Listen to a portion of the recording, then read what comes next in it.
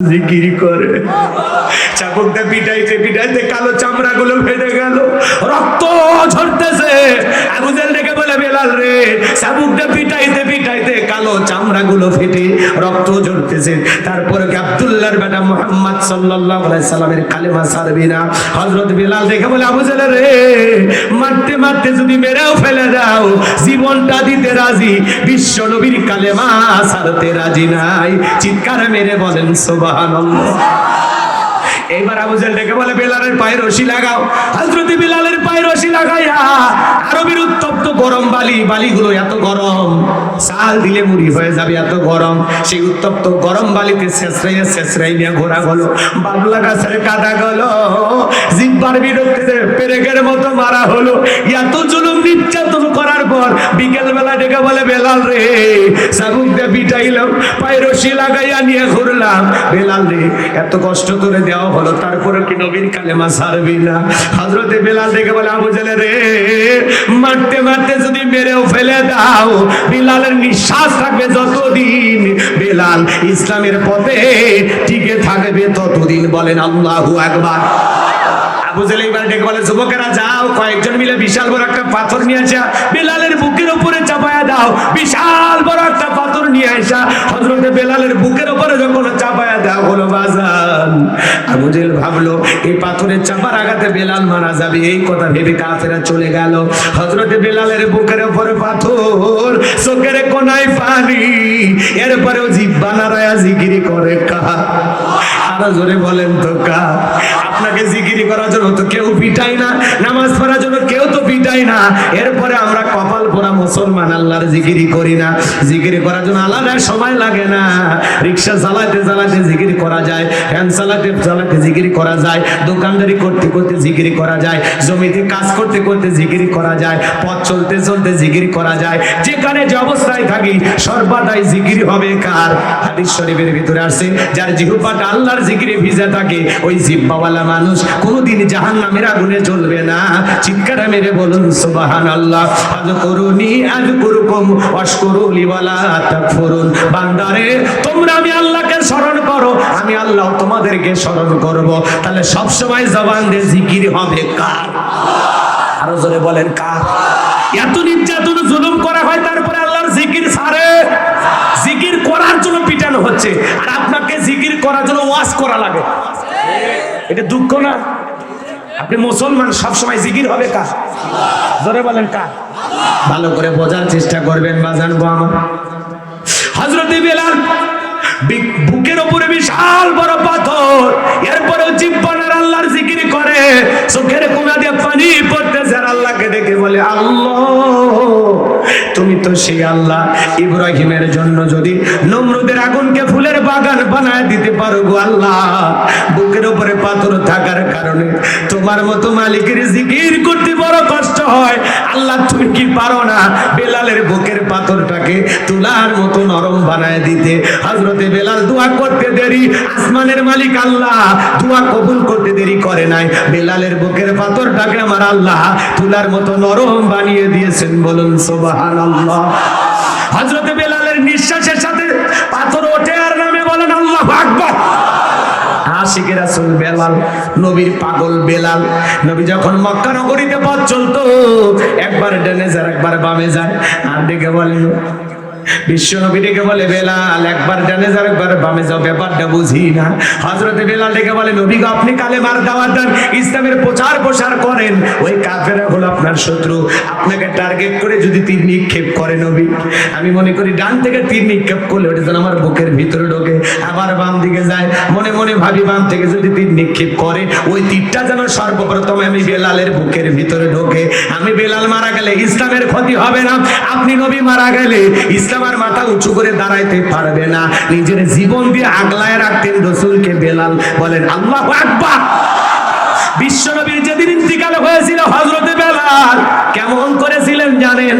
ছোট্ট বাচ্চার মতো ফুপিয়ে ফুপিয়ে কান্না করে, অজরে চোখের পানি ফেলায় আর কান্দে, আর ডেকে বলে, আমি আর জীবনে কোনোদিন আযান দেব না, আমি আযান দেওয়ার পরে বিশ্বনবী মুহাম্মদের মুসল্লায় দাঁড়াবে না, আমি বেলাল আর কোনোদিন আজান দেব না। সাহাবায়ে কেরাম ডেকে বলে, বেলাল এমন ভাবে কথা বলো না, তুমি সবর করো, ধৈর্য ধারণ করো, একটু শান্ত হও। হযরতে বেলাল কারো কথা শোনে না, বলে আমি মদিনাতে থাকবো না, নবীও নাই, আমি মদিনাতে থাকবো না, মদিনার অলিতে গলিতে রাসূলের সাথে হাজারো স্মৃতি, আমি পাগল পাড়া হয়ে যাব।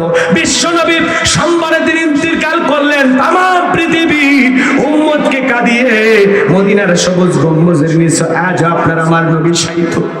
আমার ভাইরা, বিশ্বনবীকে যখন বুধবারের দিনে দাফন করা হয়ে গেল, হযরতে বেলাল মদিনা ছেড়ে চলে গেলেন। 6টা মাস অতিবাহিত হয়ে যায়, বেলাল মদিনায় আসে না। নবীজি ঘুমের ঘরে স্বপ্নে ডেকে বলে, বেলাল, কত মানুষ দূর দূরান্ত থেকে আইসা আমি নবীর কবরের পাশে দাঁড়ায় সালাম দেয়, বেলাল রে আয় আয় আয়, মদিনায় আইসা আমি নবীকে একবার সালাম দিয়া যা। নবীকে ঘুমের ঘরে স্বপ্নে বেলাল দেখার পর আর দেরি করলেন না, মদিনাতে পরের দিন চলে আসলেন। হযরতে বেলাল আসার পর সাহাবায়ে কেরাম সবাই ডেকে বলে, বেলাল একবার আজান দাও, আমরা তোমার একটু আজান শুনবো, কতদিনে হয়ে গেল তোমার কণ্ঠে আজান শুনতে পাই না। ছোট ছোট বাচ্চারা পর্যন্ত বেলালকে দেখে ভিড় জমাইছে। নবীর নাতি হাসান আর হুসাইন ওরা পর্যন্ত চলে আসছে বাজান। সবাই অনুরোধ করে, বেলাল তুমি আজান দাও। হযরত বেলাল বলে, না, আমি আজান দেওয়ার পরে বিশ্ব নবী ইমামতির মুসল্লায় দাঁড়াবে না, ইমামতি করবে না, আমি আর কোনোদিন আজান দিতে পারবো না। নবীর নাতি হাসান আর হুসাইন দুই ভাই যখন বেলালের দুইটা হাত ধরেছে, হযরতে হুসাইন যখন হাতটা ধরে ডেকে বলে, নানু ভাই, নানাও চলে গেছে, তুমি আমাদেরকে ছেড়ে চলে গেছো, নানু ভাই দাও না একটু আজান দাও, কতদিনে হয়ে গেল তোমার কণ্ঠে আজান শুনতে পাই না। নবীর নাতি হুসাইন বেলালের হাতটা ধরে যখন ডেকে বলে, নানু ভাই, ও নানু ভাই, এই কথা বলে যখন অনুরোধ করে, হযরতে বেলাল তাকায়া দেখে মনে হয় হোসাইনের চেহারার উপরে বিশ্বনবীর চেহারা মোবারক ভেসে উঠেছে। মনে হয় মদিনা নবী ডাইকা বলে, বেলাল দিনে একবার আজান দে, আমি নবীও কতদিন হয়ে গেল তোর আজান শুনতে পাই না। চিৎকার মেরে বলেন আল্লাহু আকবার। হযরতে হোসাইন যখন হাতটা ধরে ডেকে বলে, নানু ভাই, ও নানু ভাই, দাও না একবার আজান দাও, কতদিন হয়ে গেল তোমার কণ্ঠে আজান শুনতে পাই না। হোসাইন যখন আঙ্গুল ধরে নানু ভাই বলে ডাকে দেয়, বেলাল আর নিজেকে কন্ট্রোল করতে পারলেন না। 6 মাস পরে আইসা আবার মদিনায় আজান দিলেন, বলেন আল্লাহু আকবার। আরো ঘটনা সামনের দিকে আছে, যাওয়ার সুযোগ হবে না, রাত গভীর হয়ে যাবে।